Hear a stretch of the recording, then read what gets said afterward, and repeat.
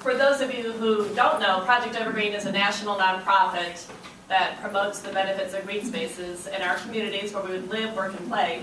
And a big part of what we do is we educate and promote communications on the environmental, economic, and lifestyle benefits of green spaces. So this award is the Environmental Communicator of the Year award. Is very, it's in tune with what Project EverGreen does on a daily basis. So on behalf of the board of Project EverGreen and the Advisory Council, we're really thrilled to be a part of this award. And we're thrilled with this year's winner, Dr. Brandon Horvath from the University of Tennessee. He's a great guy and a great communicator. And we have a few slides to show his, well first, these are over the last 15 years, I believe it is, our elite group of recipients. I think you'll recognize many names on the list. Are any of them here today? Are any former winners in the room? There's a couple of them.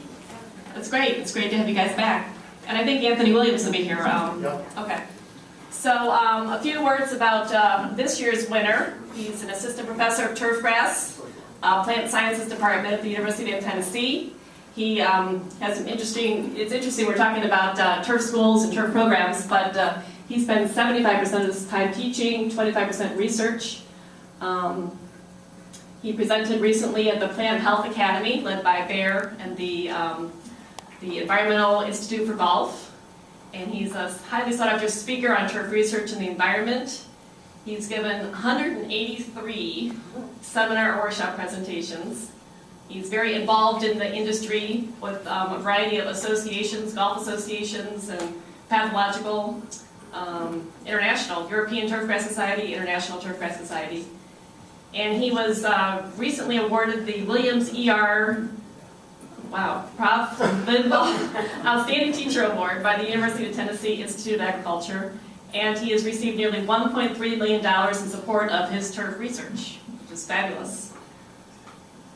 A couple of quotes from his colleagues. Dr. Horvath stands out as a clear-thinking and articulate individual who communicates equally well in both verbal and written form. He engages, inspires, and educates not only his students, but also many others in the industry, from superintendents to distributor sales reps. And that's a quote from Dr. Frank Wong, the Green Solutions Team Technical Specialist at Bayer Crop Science.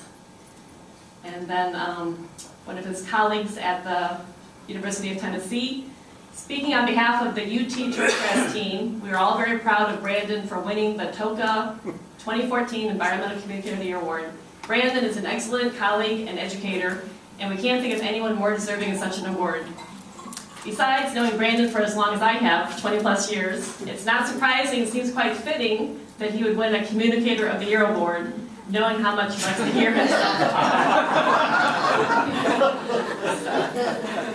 And one more.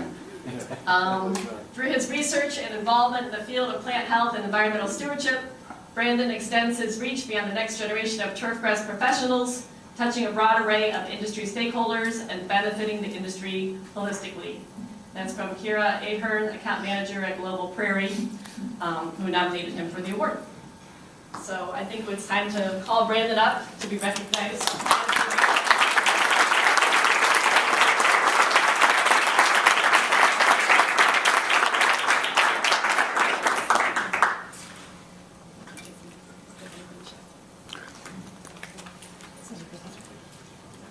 Cindy, one more, please. Thank you.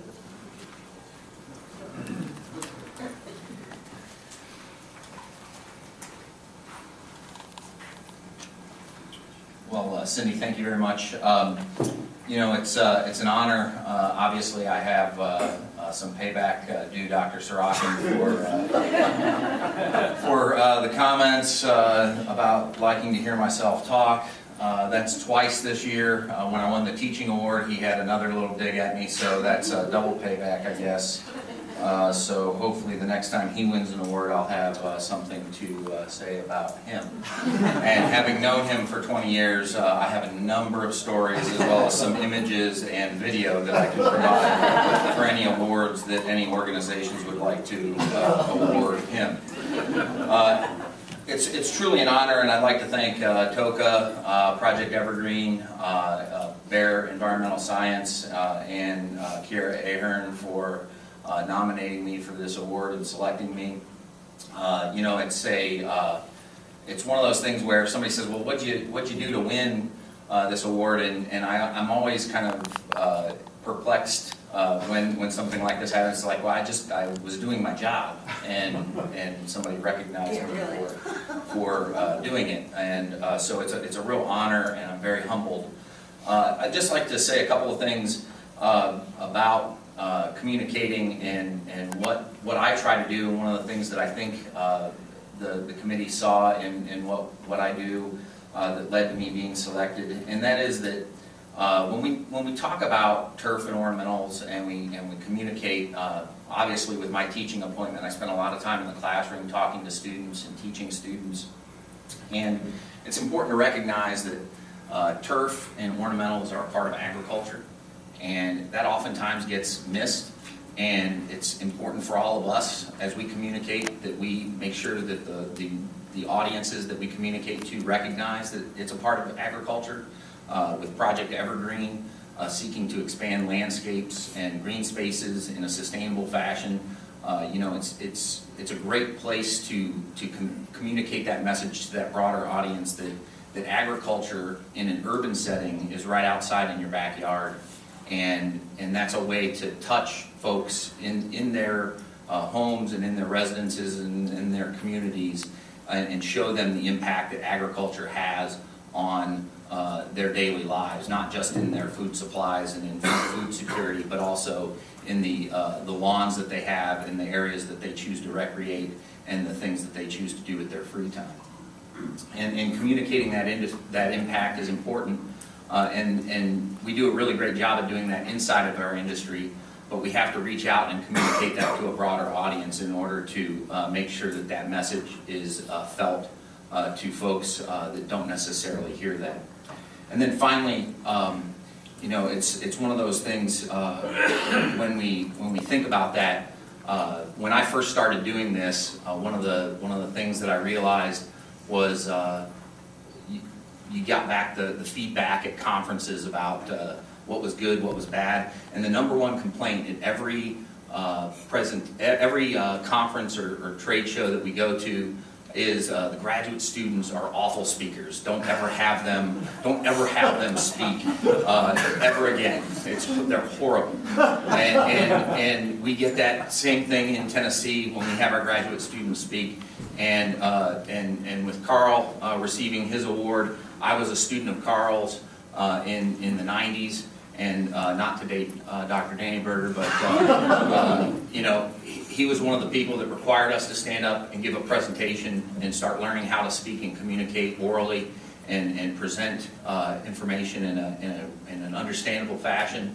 And then that continued to grow in my graduate career at Michigan State, and it was something that was insisted upon when we did that, and that's how we got to be good communicators. So with that next generation of students coming out, it's important to make sure that the folks at association trade shows and so on, when they're complaining about graduate student presentations and things like that, that we make sure that we inform them that that's how they get to be good communicators in the future, is by the practice that they have standing up in front of audiences and talking to them.